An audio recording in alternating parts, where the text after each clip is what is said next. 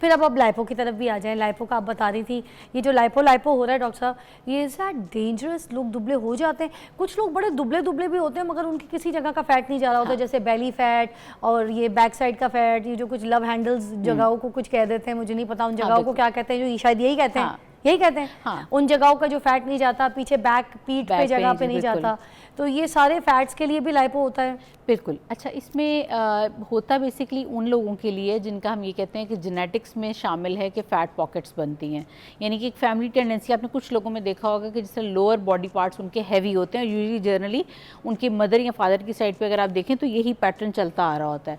Plus हम उन लोगों में करते हैं कि जिन लोगों ने एक्सरसाइज की, डाइटिंग की, एफर्ट की, लेकिन एक ख़ास जगह से उनका फ़ैट नहीं जा रहा, ठीक है, वो स्टबन फैट के लिए लाइपो की जाती है, लेकिन इट्स नॉट कि जी इसका वेट रिडक्शन से कोई ताल्लुक नहीं है, इट्स अबाउट फैट लॉस, यानी कि जहाँ पर आपकी पॉकेट बन गई, ठीक है, वहाँ से हम इसको क्या करते हैं कि मतलब लोकल एनेस्थीसिया दे के बेहोश नहीं करते हम। मतलब ये पेट की जो स्पेशली यहाँ पे जो स्टबन चर्बी बन जाती है, सिर्फ इस जगह को आप फ्रीज करते हैं? नहीं, फ्रीज नहीं करते, वो एक डिफरेंट प्रोसीजर, और मैं उसके बिल्कुल हक में नहीं हूँ, बेकार तरीन प्रोसीजर। वो फ्रीज वाला सिस्टम से प्लीज, अगर कोई भी आपको कहता है फैट फ्रीजिंग करवाए, is just wastage of money, please उसकी तरफ मत जाए, बेकार है।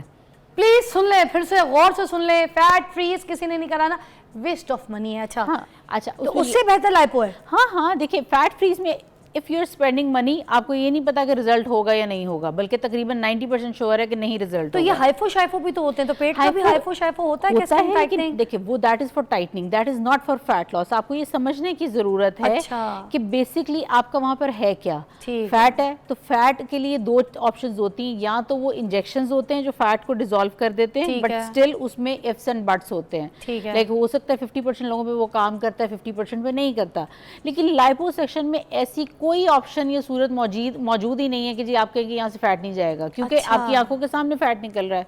हाँ, और वो आपका ही है, हमारा तो है क्या नहीं। जिस जगह से फैट निकल जाता है लाइपो का, वहां पर क्या फैट वापस नहीं आता है? सुना है कहीं और आ जाता है, वहां नहीं आता? वहां नहीं आता, क्योंकि वहां से सिर्फ फैट नहीं निकलता, फैट के सेल्स भी निकल जाते हैं। अच्छा, तो जब हम सक आउट कर रहे होते हैं तो उसकी सबसे बड़ा प्लस पॉइंट यही है कि वहां से आपके वो सेल्स भी चले जाते हैं। ठीक है, ठीक है। अब हम तो ये कितना बड़ा कट लगाया जाता है, कैसा सुराख होता है? जितना एक स्ट्रॉ होता है, स्ट्रॉ की तरह, स्ट्रॉ वाला? हाँ, बस वो 2-3 होते हैं, उस पर हम कोई टांका नहीं लगाते। अब एक लाइपो होती है, आप जिस तरह अपने पैरों पे चल के आ रही हैं इसी तरह ही जाएंगी, कोई बेड रेस्ट नहीं है, कुछ नहीं है, फौरन आएंगे और चले जाएंगे। हाँ। अच्छा, अब ये बातें सुन के ना खाने ना शुरू कर दीजिएगा। नहीं, मैं ऐसे लोगों का बिल्कुल नहीं करती कि जो बाद में केयर नहीं करते, क्योंकि देखें अगर आप एक प्रोसेस से गुजर रहे हैं तो ये बहुत ज़रूरी है कि आप अपनी लाइफ मॉडिफिकेशंस करें। और लाइपो की कॉस्ट क्या आती है, ऐसे देखने वालों को ज़रा बता दें, क्या इज़ दैट वेरी एक्सपेंसिव?